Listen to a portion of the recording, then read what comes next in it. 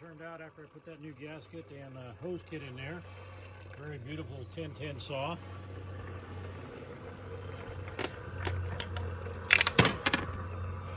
You can see here, just a minute here, let me get my scope in there.